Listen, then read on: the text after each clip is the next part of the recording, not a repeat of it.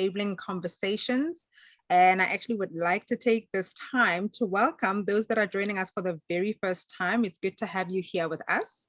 And I think because you're joining us for the first time, I'd like to take this opportunity and tell you about who we are as Boundless Wisdom. So as a collective, we are an interesting and diverse team that is obsessed with infusing hope and inspiring action. And I've said this before, and I'll say it again.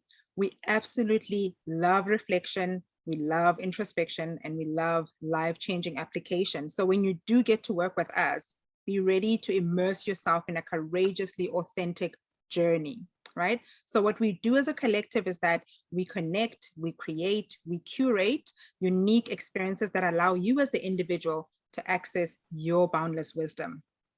And in terms of what we as wisdom guides do, we journey with you so that you can then infuse that hope, you can access that boundless wisdom, and as a result, you can take action. So who we are not is we don't think or we don't claim to have all the answers, but we do believe that as we journey with you, you will access those answers within you. So on that note, I'm going to take this time to welcome officially our thought leader and our guest, Colin Kuhn.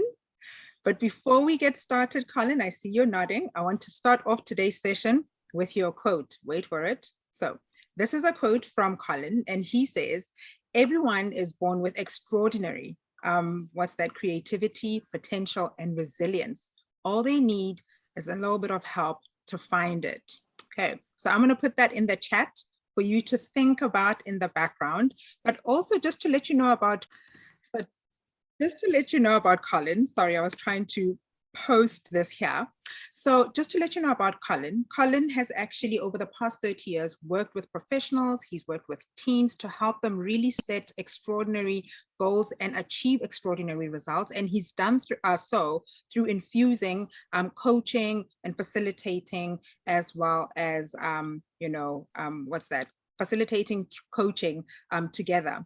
And so today we've got Colin with us who will be taking us through the building blocks. But before we got here, we did start somewhere. I'm going to share my screen quickly for the benefit of everyone else that wasn't here.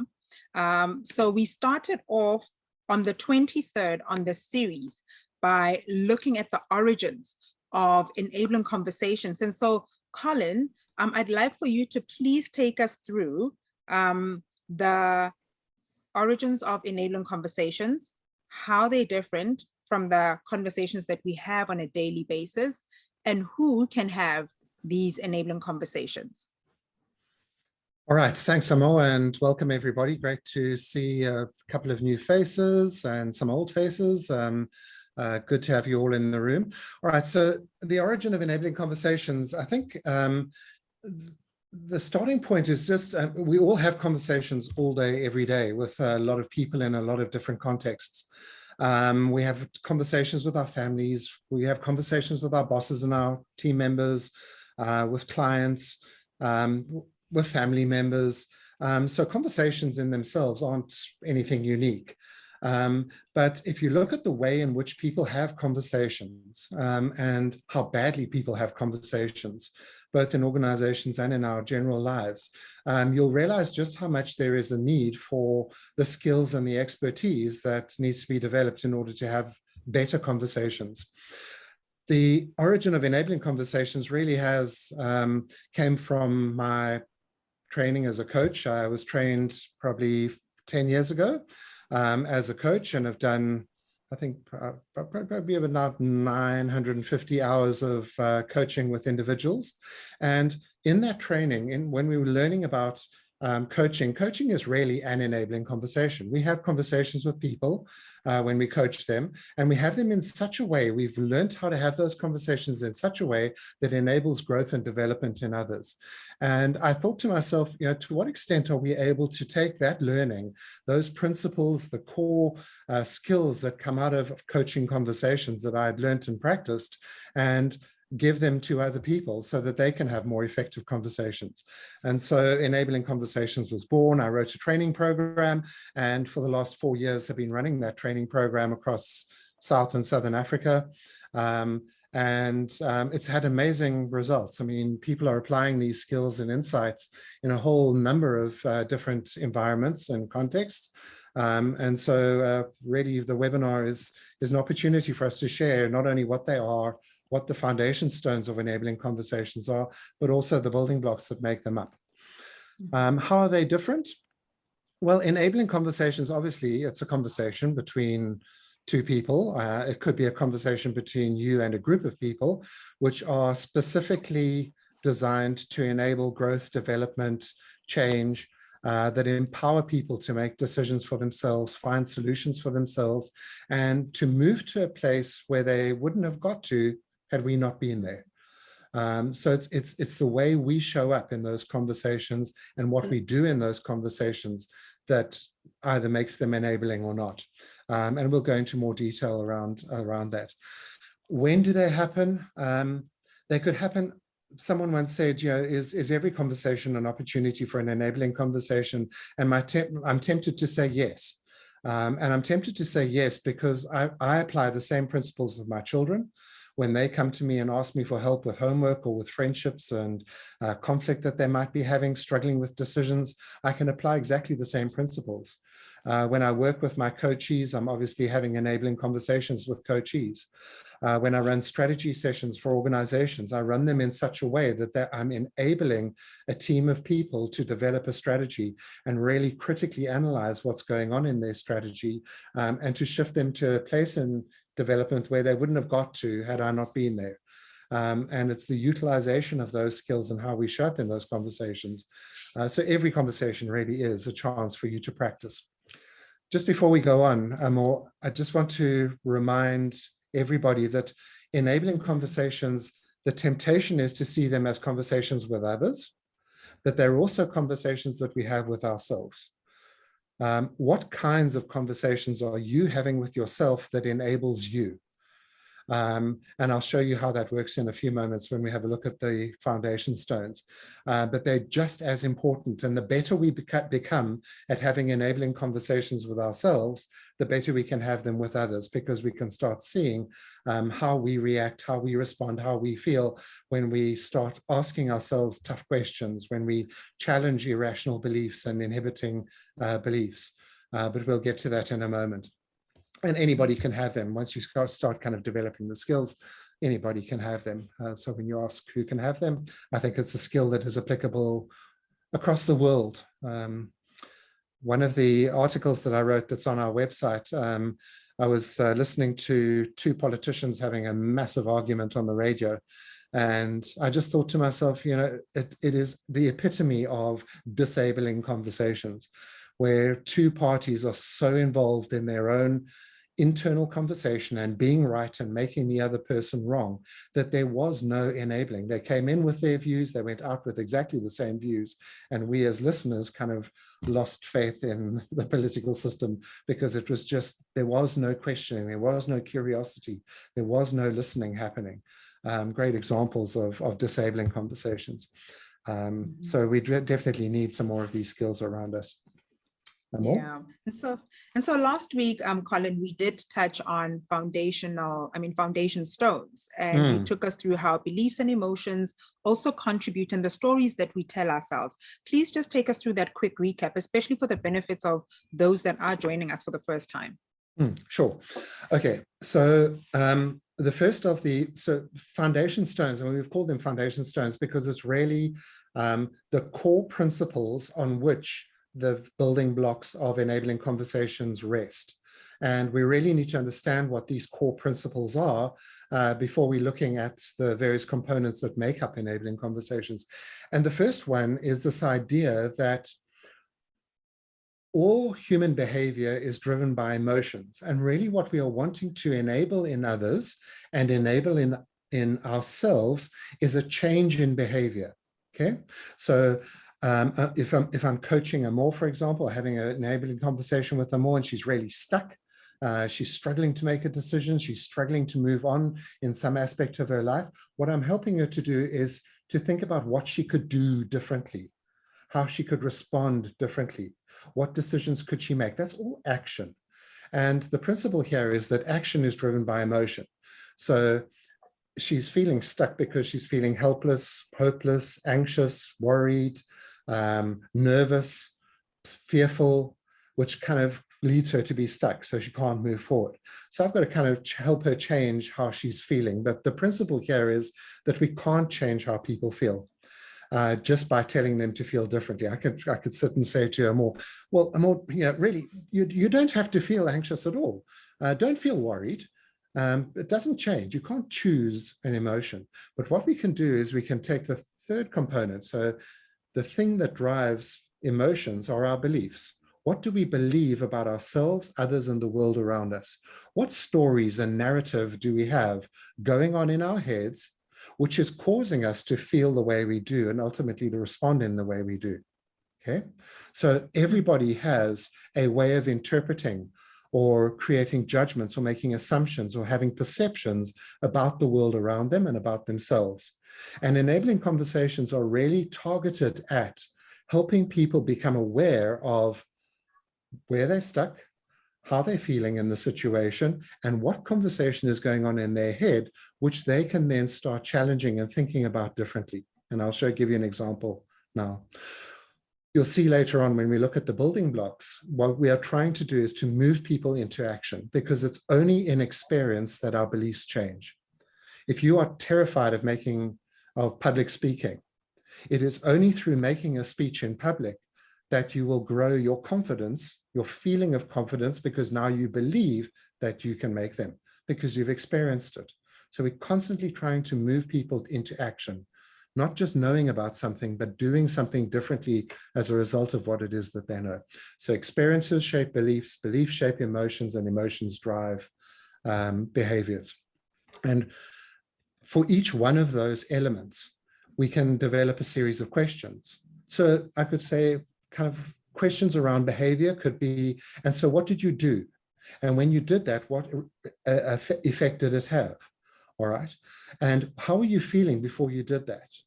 And if you changed how you feel, would you possibly behave differently?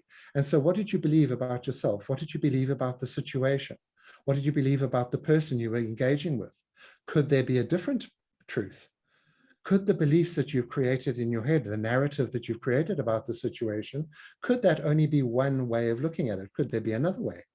And the example that I gave in our last session was a gentleman that I coached at a big confectionery company who believed that his boss was the boss from hell.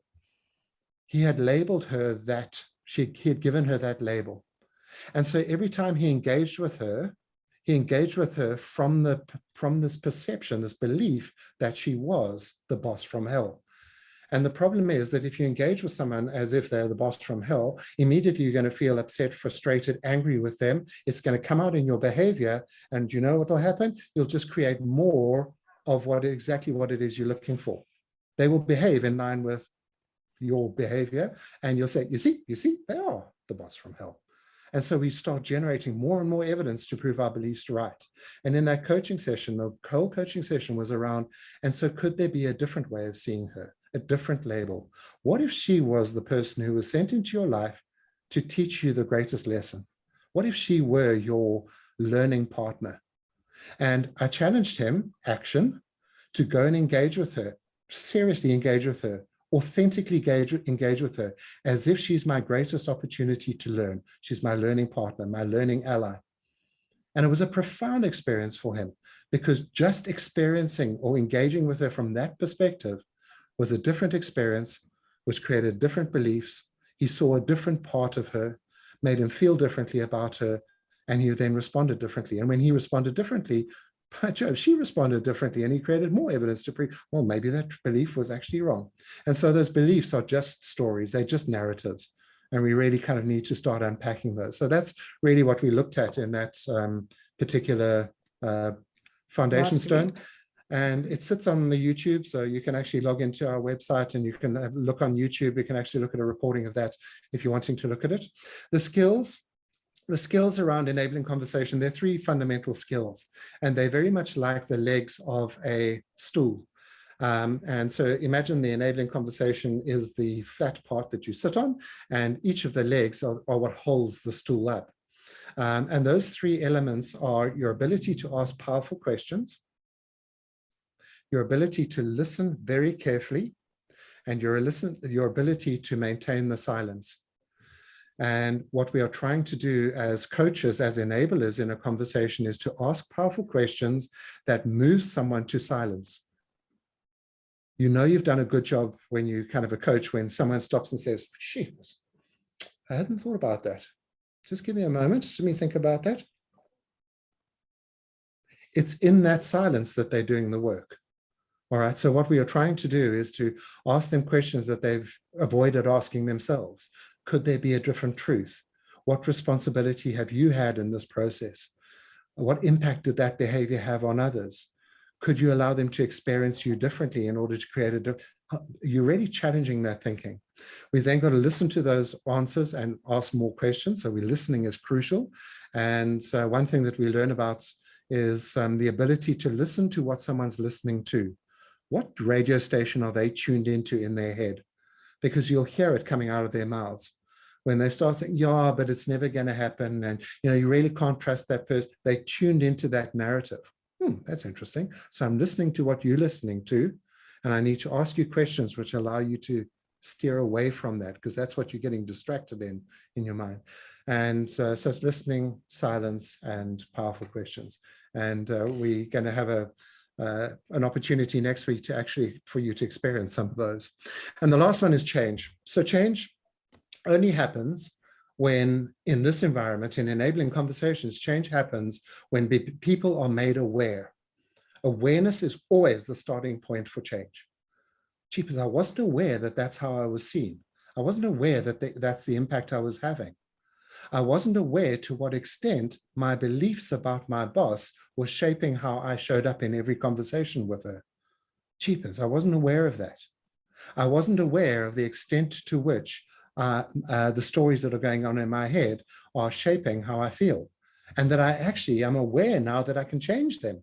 Because even in this session, in my conversation with you, I've been able to challenge some of those beliefs. Oh, jeepers, I'm now aware. Awareness is the starting point. So really what we're trying to do is to build awareness. The second thing we're trying to do is to say, okay, so that now that you're aware, what choices are you going to make different to what you've made before? Those choices are then commitments. You shift them into commitments. So what commitment is it? Voice to me what it is that is the commitment, and then go and do it. Do what you committed to doing, because it's in doing that you're going to experience a different you, a different others, a different world around you. And then reflect on what it is that happened. And when you reflect, you'll become more aware, which will allow you to make more choices, and so we are. It's really kind of the cycle. So those are really kind of the basic core principles. And I really have not done justice to them in 2 minutes. They are just on that first one. Jokingly said to Amor the other day, I could actually train on that first one for 2 days flat out. They are deep, rich skills, but it'll give you a sense of what those elements are, what those core principles are. Yeah. Amor. And Colin, I know we've joked about this before, but I think, just giving this kind of review or this kind of recap, especially for those that weren't here to, experience the session that we had last week. And as you said, they can go and watch YouTube. This is really great because it gives us that, way into the building blocks, which is what we're actually going to be talking about today. I mean, I've been looking forward to this session because I knew that we're going to start unpacking the building blocks. So I'm very, very curious for us to jump into the building blocks. So may I go ahead? Yeah, go for it. And so before we get started, as my older daughter will tell you, Dad is absolutely fixated on context. I'm a great fan of context. And I'd like you to create a context in your head. And the only way you can create a context is to think about conversations that you've had recently. And I've encouraged the other groups who have been through 2 weeks ago and 3 weeks ago to actually put yourself in that conversation, a conversation that didn't go as well as you hoped it would, might have ended in a bit of conflict, an argument. You felt really upset after the conversation. The other person also left upset. Goals were not achieved. They were quite destructive, quite disabling conversations. Also think of conversations that you have over and over and over again. You find yourself saying the same thing and hearing the same thing with the same person. And finally, think about conversations that you are avoiding having at the moment. We've all got that. Interesting, Colin. Yeah. Yeah. And now that you've said that, I want to extend an invitation actually to our participants. If you could please put your comments, your questions, your thoughts, your reflections, whatever it is that's going through your mind as Colin is taking us through these building blocks, we'd appreciate that. We want to engage with you. We want to hear from you. So please just know that your thoughts, your inputs, your contributions are absolutely valuable. So Colin, over to you. Okay, and Amor, I'm going to rely on you to put those on the table as they come up, because Okay. I have Great. 101 things on my screen all happening at the same time. I'll let you be the master of the chat box. Okay, so let's start with the first one. Think about those conversations and ask yourself the question, honestly, what intention did you have when you went into that conversation? What was your intention? Okay, now it might seem like quite an obvious thing. Well, I went into the conversation to, to find out what, to make a decision, to engage with poor performance, whatever. But really ask yourself, what was your genuine, deep down inside intention? All right. And here's an opportunity for you to start practicing that wheel of change. If you're not aware of what your intentions are when you go into conversations, you won't be able to choose a different intention. And it is the starting point. It is if you set out wrong here in a conversation, the conversation is going to go pear-shaped. We've got to be very clear on what our intentions are.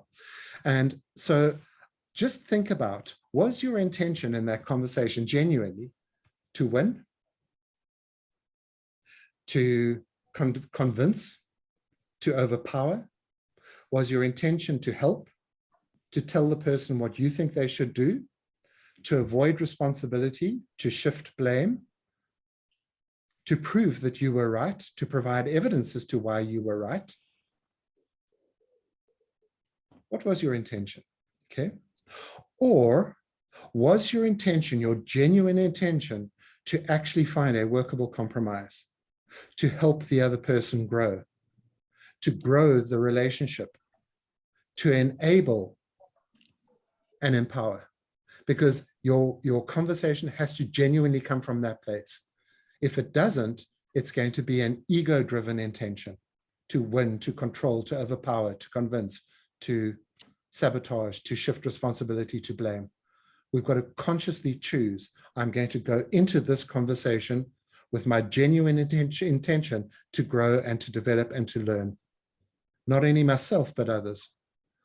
Even with the people that frustrate the living daylights out of you, that you have genuine anger and frustration towards. I really want this relationship to work. I want this person to be successful. I want our team to flourish. And so how am I going to show up in this conversation? It's a conscious choice that we have to make. Okay. The other thing, which I just, yeah. This has been something that I've been very conscious of doing, being clear about what my intention is, because I realized as you were speaking that sometimes my intentions were actually to prove a point. So thank you for bringing this up. Yep. And as soon as you go from a mindset of I need to prove a point, well, the best way to do that is to bombard them with evidence as to why it is that it's right. And then it becomes positional, and then we're no longer in enabling conversations. One point before I just want to go on from there is really have a try in your next conversation to disclose the intention, particularly when it's a tough conversation. If I'm having a really tough conversation about a child's discipline or a team member's performance, all right, I need to put out there what my intention is. All right, so I'm really wanting to have this conversation with you, and my genuine intention is to help us grow and find a way forward, to find a solution that's going to work for us. I genuinely want you to be successful, and we need to find a way in which that can happen, because where we're at the moment is not working for me. So my genuine intention is coming from that space. Why is that so useful?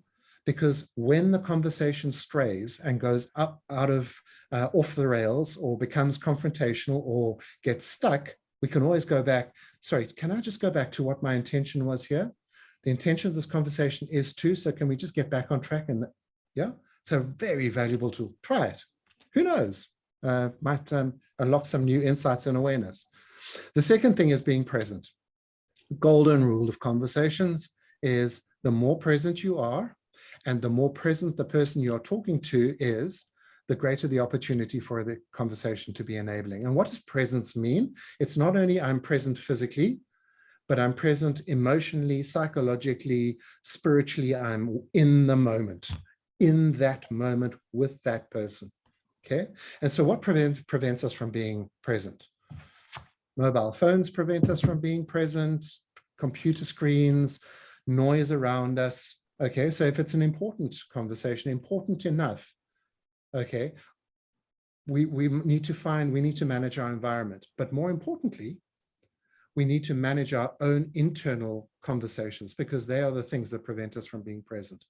And anybody here who's read The Power of Now, Eckhart Tolle's Power of Now, he said that the only thing that we can control is the right now.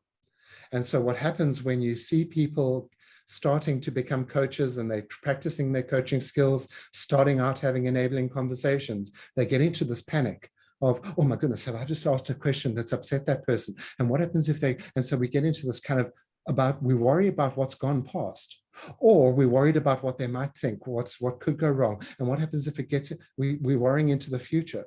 And what question am I going to ask next? And what if I ask the inappropriate question? And what if they answer? Now, the only thing you can control is now. We've got to be present in the moment, in the now. And it takes a real conscious effort to say, shh, ego, shh, internal conversation. I'm not interested. I'm here in this moment for this person. I've got a little bit of homework for you guys to do. This evening, find someone to talk to and be 100% present in that conversation. Switch off all the noise, put the books and the newspapers away, put your mobile phone, and really engage with the person. And all you do is you just ask them questions, genuinely interesting questions, we'll talk about it now, and just be present and just watch what happens. Okay, people love that attention. It's a genuine gift we can give to people. All right, so in those conversations that you spoke about earlier, or that you thought about, my question to you is, were you present? Genuinely present? Did you actually listen while you were present, or were you thinking of what your response was going to be, and therefore you weren't 100% present because you were actually in your mind? Were you thinking about what next? What evidence am I going to prove? Were you getting so worked up by your own emotions about what they said that you couldn't be present? You all know this famous saying, where the focus goes, the energy flows. That's true. Yeah. And I think, Colin, I think from my experience is that when I'm present from my side, it just shows that I appreciate the other person, or at least that I respect them, or that I honor them, Absolutely. Yeah. And that's enabling. I mean, just in that, it's enabling. All right, let's move on. Otherwise, we're going to get stuck for time. So we need to engage immediately in enabling conversations. The principle is, and Joseph Grenny tells us that the longer the period of time between the incident and the conversation, the greater the chance that the conversation will not be enabling. Why? Because during that period of time, we get anxious. We have a whole story going, oh my goodness, maybe I shouldn't have this conversation because it's actually not the right time. And maybe I made a mountain out of a molehill, and maybe I'm overthinking this thing. All our irrational thoughts kind of bundle into that space. We need to lean into the discomfort and have those conversations quickly, honestly, openly, authentically. All right. And not wait too long. However, I'm about to give you exactly the opposite advice. When situations are highly emotional, we mustn't have enabling conversations. And the principle is that we don't have enabling conversations in the heat of battle. I'll give you a quick example.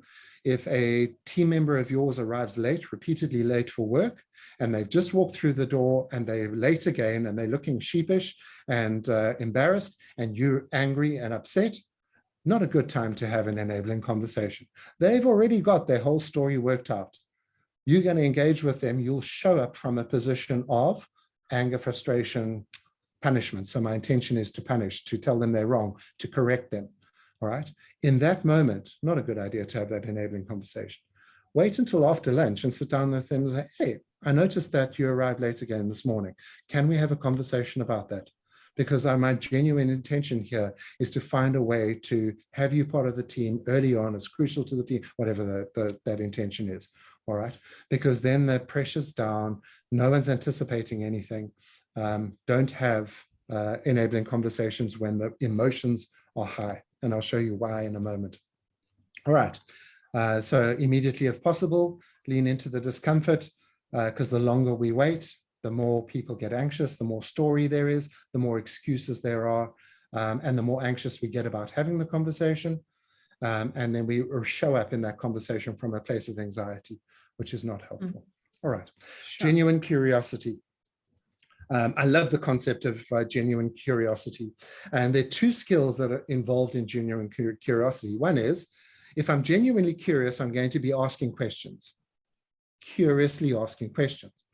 And the second skill is I'm going to genuinely listen to what the person's saying because I'm genuinely curious as to what their answer is.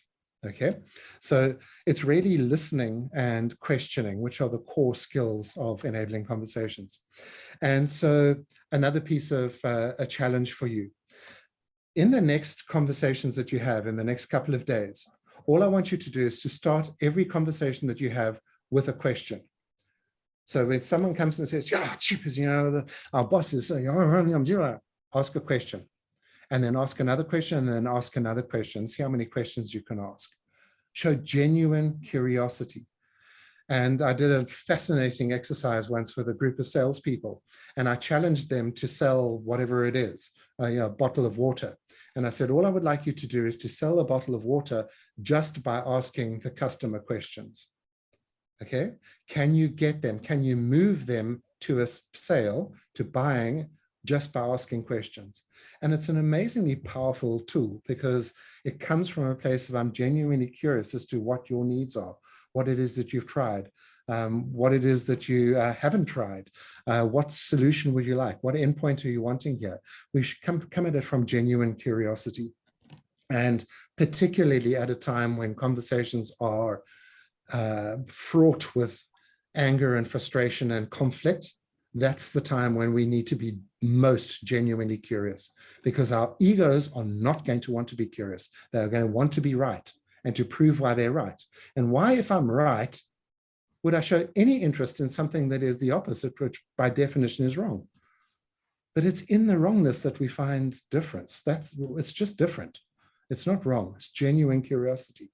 So I really challenge you to practice the skill of curiosity, of asking questions. When a child comes to you and asks for homework, what have you tried? Where else have you sought? If I wasn't here, what would you have done? What solutions have you thought of? Where have you looked for answers? Okay, what outcome are you actually wanting here? That's genuine. And what it does is it enables the other person to think for themselves and to find solutions. Amor, you look as if you're about to ask a question. Exactly. So I was just thinking, actually, that isn't it that when someone is genuinely interested, they move away from being judgmental or from, labeling things as either right or wrong, but then, they just go on that exploratory journey with you. Mm. And if you think about the intention, my intention is to find out where this thing's gone wrong. My intention is to find where we can find a middle ground. So they're very closely linked, but you can't do that from a place of no curiosity. And practice it. Go and see. It's an amazing skill. Next time you feel like giving advice, or you feel like lashing out, or giving a solution, immediately ask a question and see if you can guide a person to their own solution just by getting them to think, to make them aware that they're actually more powerful than they think they are. All right. I like the idea of starting. I like the idea of asking a question the next time someone comes to me. So I think I'm really going to put that to practice, so just to ask question after question and see where that leads that conversation. Brilliant. Yeah. All right. Solution focused. If you look around at most organizations and you sit in, I've sat in on thousands of meetings, management meetings as an observer, and it's amazing how much time is spent talking about what went wrong. And very small amount of time is spent on, and so what are we going to do about it? Solution focused means that we don't get into the why. It's a principle that I've kind of followed quite rigorously over the last 10 years in coaching, is I try consciously to avoid the question why, because why just creates a whole bunch of story. What I'm interested is, and so what are we going to do? And how can we prevent this happening in future? And how can we mitigate risk? So if my daughter, if I hear smash in the kitchen and I walk in and there's a broken glass on the floor, why did you break the glass? The glass is broken, and knowing why it's broken is irrelevant. How can we prevent the glass being broken in future is far more constructive. Then we're finding solutions. What could we be doing in future to prevent this from happening? This glass is done. It's done. It's dusted. And as soon as you get into the why did you break the glass, then the story comes out, the blame comes out, the justification, the rationalize, all of which is very disabling. We're wanting to get into solution. If I think about the three most powerful questions in coaching are, what do you want or need? What do you have to do in order to get it? And how are you going to have to show up? All right. And if you think about them, they're very solution focused. I was watching someone who was in absolute floods of tears, real trauma. She believed her husband was having an affair, and she cried and cried and cried and cried. And the question, and so what do you need? I need to know for sure. All right. So what you're going to have to do in order to know for sure, and how you're going to have to show up when you do that. All right, are all kind of getting into, and so now I'm getting into solution out of the drama. All right, and I'm sounding a little bit insensitive, but it's really about shifting people to solution. And very often, what is our solution? How can we find a solution? What could we be doing differently, as opposed to what are you going to do differently? Because if it's us against the problem, it's much better than you are the problem and you need to change. So Crispin's on the call with us, and I think he'll agree with us that one of the mistakes that most young coaches make or new coaches make is that they don't clarify the goal for the coaching session up front. And so if we don't know what we're working towards, it's very difficult when we get to the end of the conversation to know whether we've achieved it or not. So we need to be asking the question, and so what is the question you're trying to answer here? What is it you'd like to use this session for? What are we going to use this conversation for? To make a decision about, to develop a strategy for, to brainstorm some solutions for. Okay, now I know what solution we're working towards. All right, what do we need? What are we going to have to do in order to get there? The advantage of that is during the conversation, when it goes off track, remember what our solution is, what we're trying to work towards here. It becomes that anchor. All right, safety and trust. Safety and trust. Anybody who's watched or listened to David Rock's work, he's the Australian who runs the, it's kind of the Neuroscience and Leadership Institute in where majority of this work, he'll talk about the SCARF model and what the things that cause people in organizations to be fearful. But I'm going to share with you a story. From the time when my first daughter, who's now 23, and I still do it with her, when she wrote her first real exams, kind of in grade 6, I think it was, or grade 8, when she got out of the car, I used to say to her, Caroline, what I'd like you to do is to go and walk around the school field, all right, before you write your exam, swing your arms in the air and breathe deeply. I want you to flood your brain with oxygen. And the reason why I was saying that is because if you listen to the scientists, they say that as soon as people's fear goes up, all the oxygen and the glucose rushes out of the rational part of their brain and goes into the defense mechanisms. And so majority of students who fail exams don't fail because they don't know the work. They fail because that part of the brain that they depend on to write the exam is deprived of oxygen and glucose, and they're in defense mode. All right. And it's the same in conversations. If we do something in the conversation that increases someone's anxiety or fear, oh, someone's saying something. I think it's Tabby that has. No, they're having fun. Tabby, please mute for us. Thank you. As soon as emotions go up, rationality goes down, because that part of our brain that's we require to be rational is deprived of oxygen. And we're wanting to have conversations with rational people. That's the only place where we can be enabling. And so we need to stop and say, oh, hold on. The question that I've asked you, it seems to have, you look a bit worried or you look a bit upset. What has upset you? If you are upset, we need to just take a step back, all right, because that wasn't my intention. All right, we need to watch out for fear. Fear is probably one of the biggest stumbling blocks or the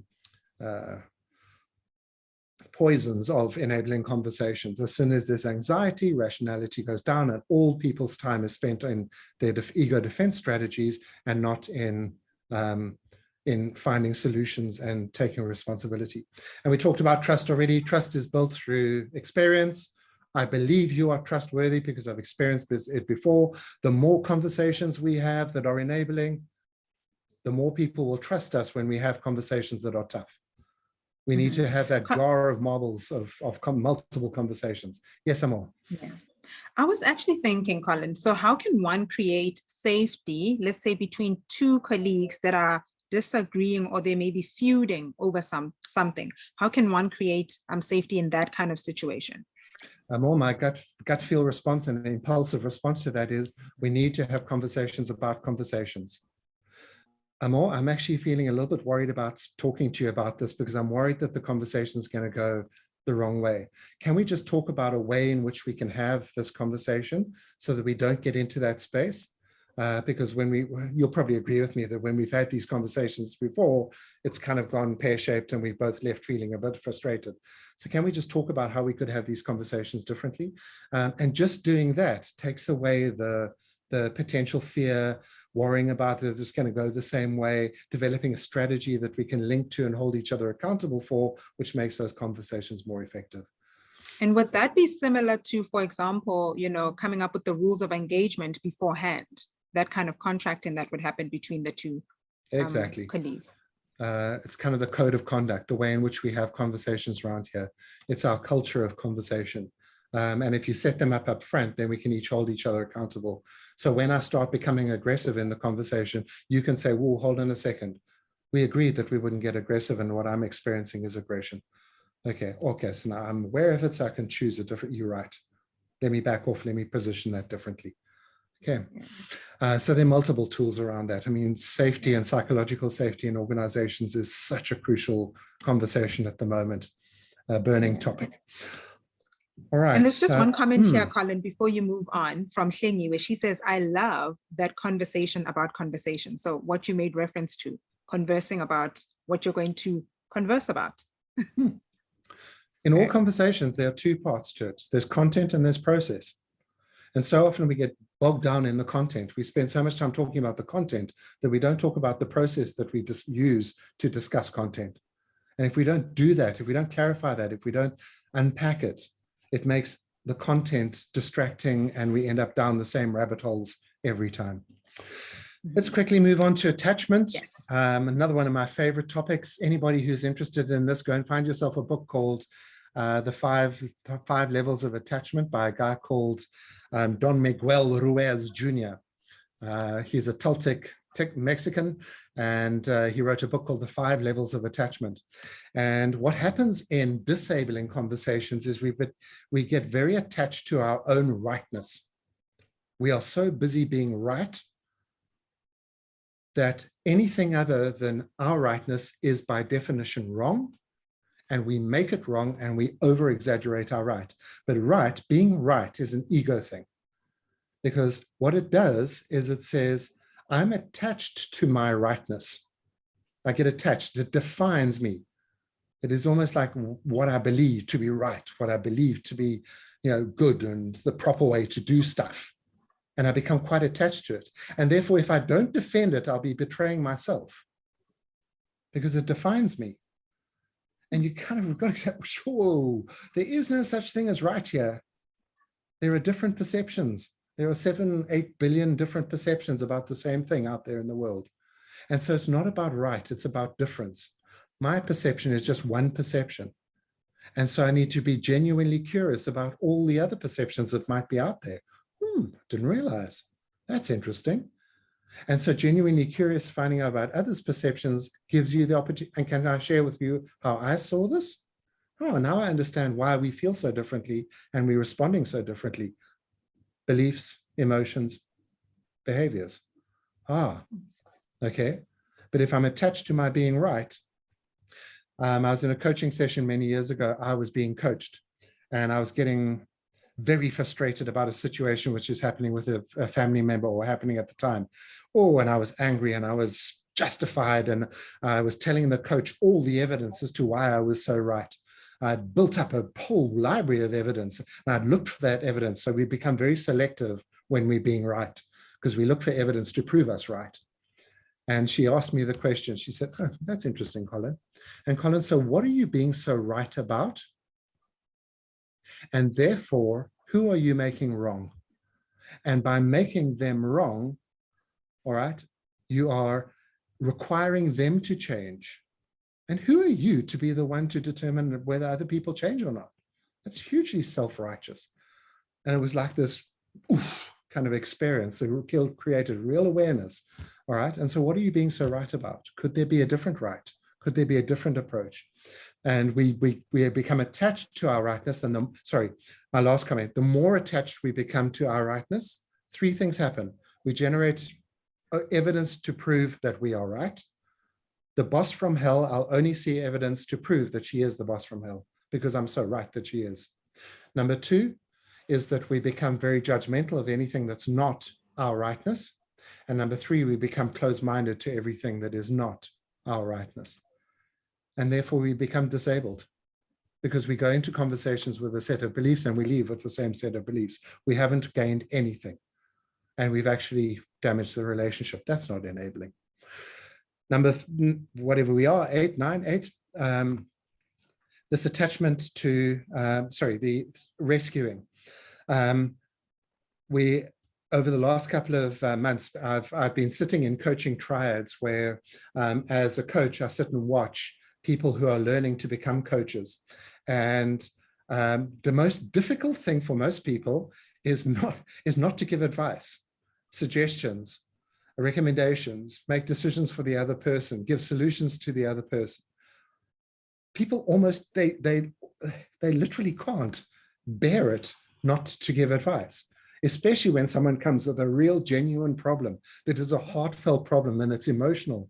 And the person who's coaching really understands where they're coming from because they know the organization and they immediately get into what I suggest you do is go into, have you considered doing the following things? And if I was you, I would have done. And in my situation, I was faced with the same, I went and did the following. So maybe you could, all of that is disabling because what it does is it rescues the other person from their discomfort, from their problem. We take on the monkey. And we think that that's helpful. But then next time they've got a problem, where have they got to come to? Back to you. It is incredibly disabling every time we deprive someone of the opportunity to find their own solution. So I'm curious, Colin, is it possible though that sometimes we rescue out of a place of empathy? Is that possible?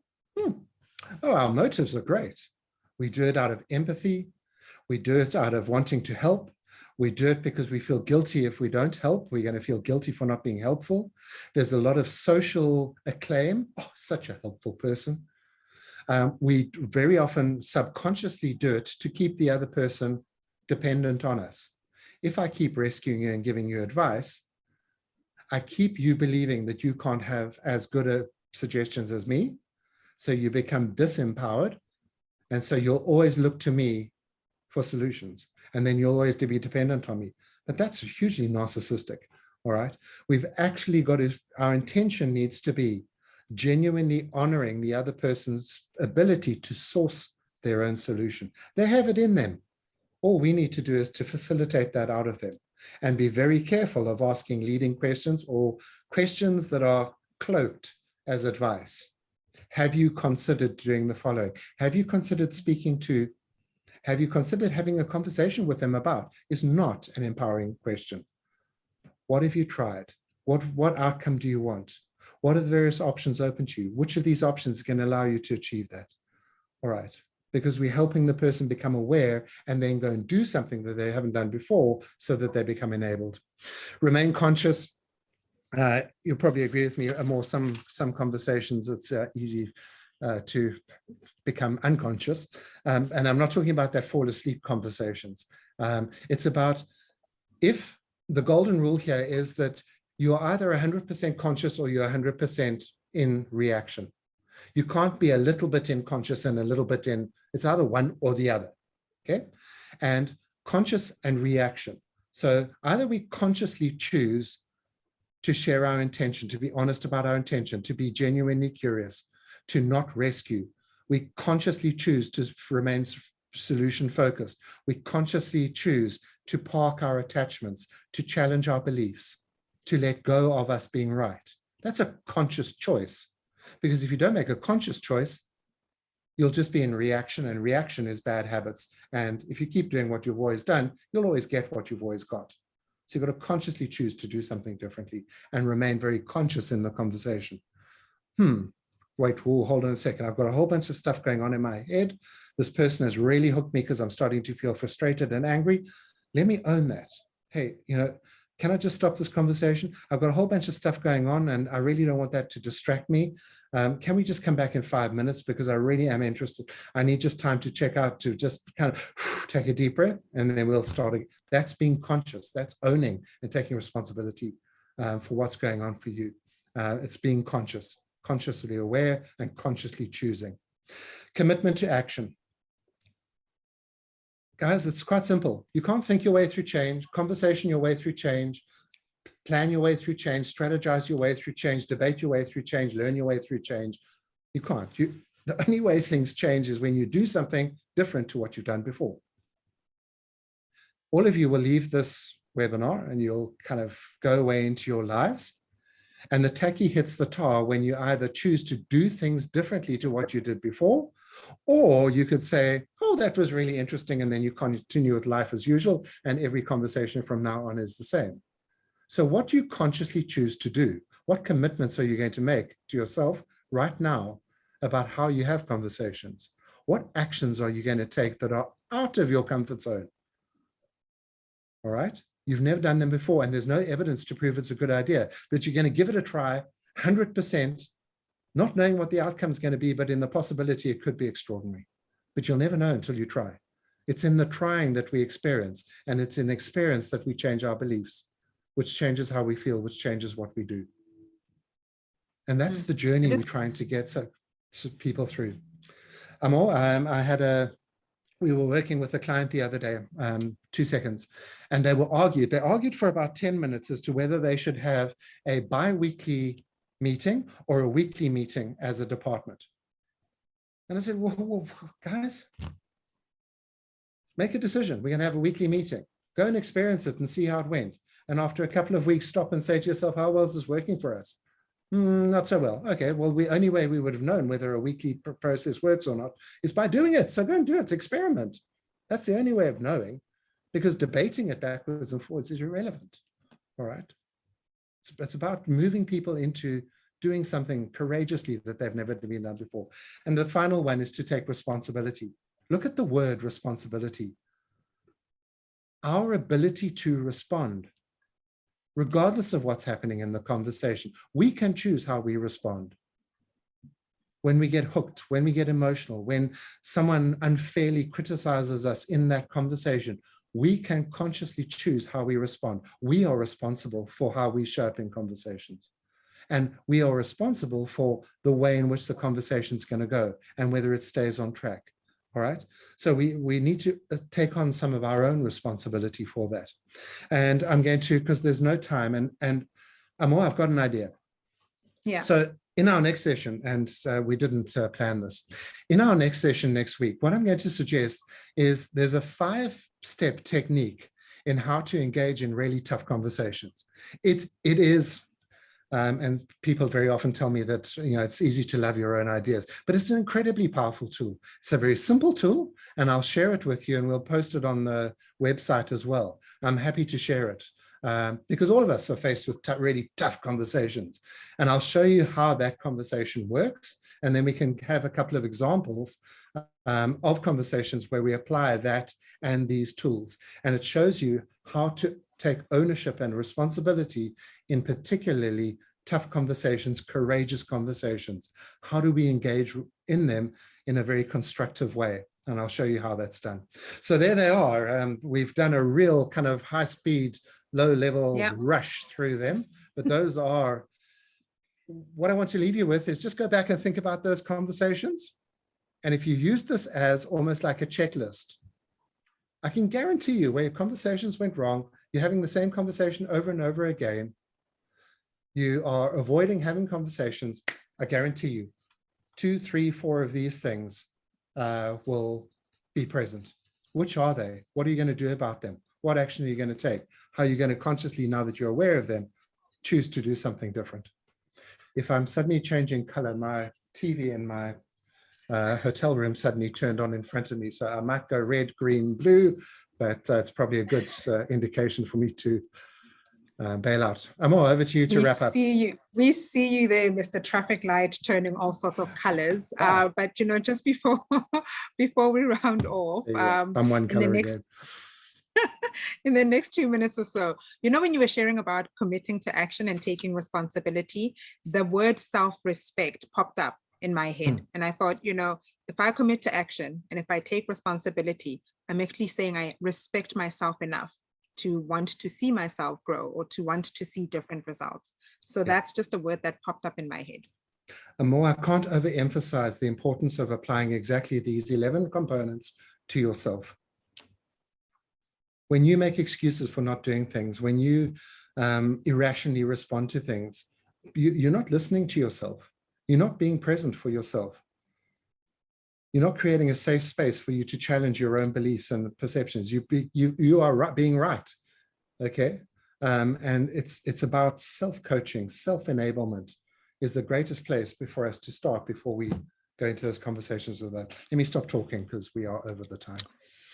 I was just about to say, I noticed that, everyone was a little bit quiet today, which is fine. So we'd like to continue this conversation, of course, and we'd like for you to go when the recording is available. Please go to our YouTube channel, like and subscribe, and also just leave your comments, leave your thoughts, leave some questions and contributions regarding this topic on the 11 building blocks. So just really want to hear what your thoughts are.